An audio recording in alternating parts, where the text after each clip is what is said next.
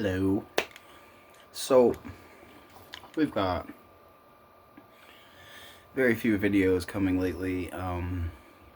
We are watching Stranger Things, and it's too long to be doing reviews of all that. But we're loving it.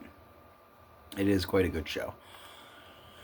That said, I am here in light of all the 28 years later Bone Temple talk I've been hearing. I wasn't particularly interested in the 28 years later. Um, I heard that the movie seemed incomplete, and obviously that's because they have some kind of sequel coming. Well, I've heard that the payoff is good, so I wanted to go back, check out the OGs. Um, so obviously I started with 28 Days Later. I haven't seen this movie since it came out. I remember feeling very bleak about it. It was an excellent film, but I just remember feeling bleak about it. It was good enough that I watched the second one, and then they had this big span of time in between, and I guess I had just lost interest in it, but now it's peaked with what I've been hearing about the Bone Temple. So I had to, obviously, you can't skip the first couple movies and then just get right into something like this. I had to take a little bit of time and remember it. It was not a movie I watched multiple times, just once. And although I did enjoy it, that's very typical of me. So, this movie starts off, it feels like being in the hospital. So that's unnerving. I don't like being in the hospital. It's just not something that I enjoy. So, I think it was funny because right off the bat in this movie, you got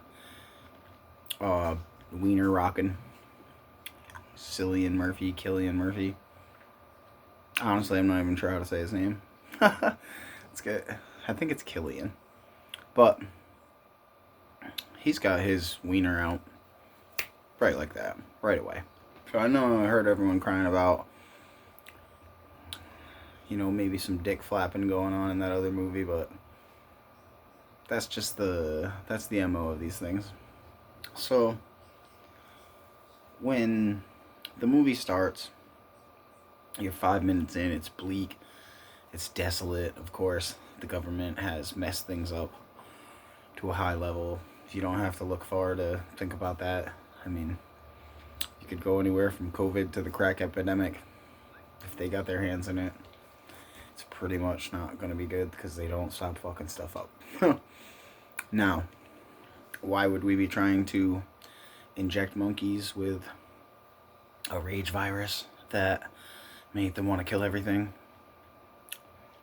Probably the same reasons why they would take a virus that only affects bats and they would try to make it so it could infect humans. There seems to be only one reason why you would do that, and that would be to use it as a weapon, of course. There doesn't seem to be any other reason. So, I didn't remember a lot of this movie, which I thought was weird. There was just so many parts of it that was like poignant and just like sweet moments. There's a lot of humanity in this movie, even as it suddenly devolves into disgusting, horrible, senseless violence. The violence in this movie is quite real, quite realistic. If you've been around violence, you know that it's oftentimes ugly and it's typically quite short. These big flowery moments of violence that they have in movies that are like pretty and cute for martial arts films, those usually don't pan away too well in the real world. So ultimately, the realism of the violence makes the movie more ugly, which it is what it is. And then all of a sudden, you get like this spark of a real family thing going on. And it's not only just like the father and daughter combo, but the people who are trying to exist inside the horrificness of what's going on around them really have like a touch of building a family throughout this movie, which was just awesome. And there's like laughter and funniness and, you know, just some lightheartedness, and then all of a sudden it's back to like the violence. I think that the low budget of this film shows in different ways, but mainly the cinematography. I think that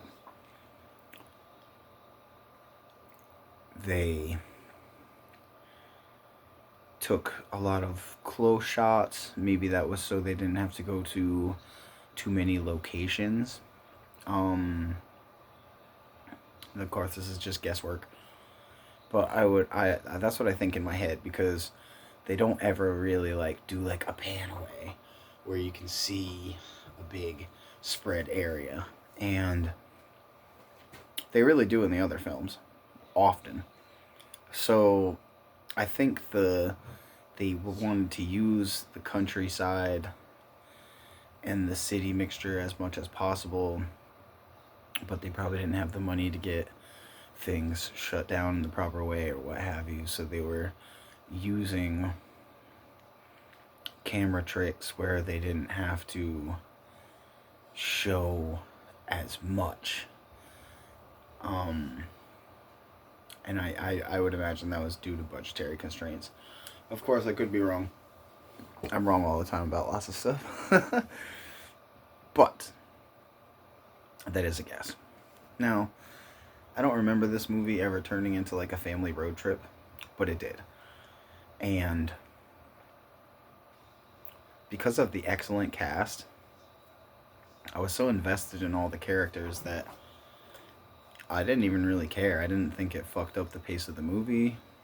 I don't think that it made it a lesser movie. In fact, I would say that it probably increased my enjoyment of it, because I really just became like more and more invested in the journey of the characters.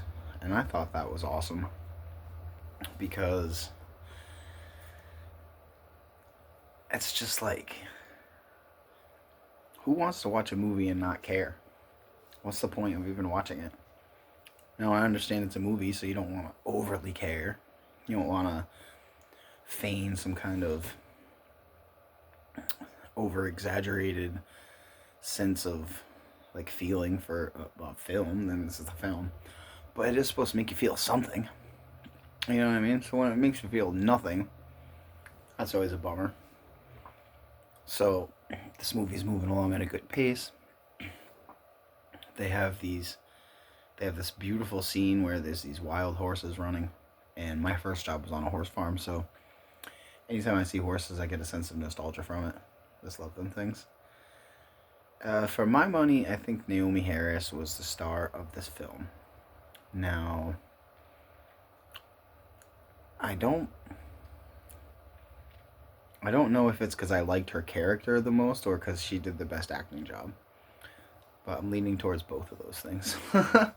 And I really just enjoyed her character and everything that they did with her. The way that she spoke was no nonsense, but you could tell she actually cared about the other people around her and wanted everything to work out for everybody. I thought that was awesome. I was very impressed with the job she did in this. Honestly, I don't remember this much humor in this movie, but it was very funny. It was like silliness and the family warmth. And then there's a turning point where you're suddenly void of all that.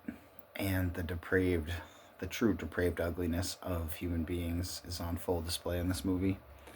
And when it goes there, it's just gross, man.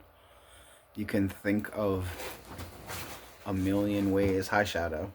Come here. Come here. Say hi to the people. You hate cameras, huh?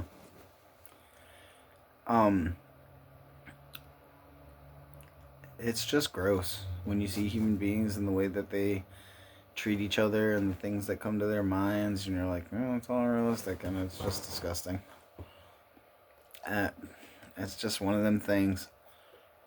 So, sad to see, but it's realistic.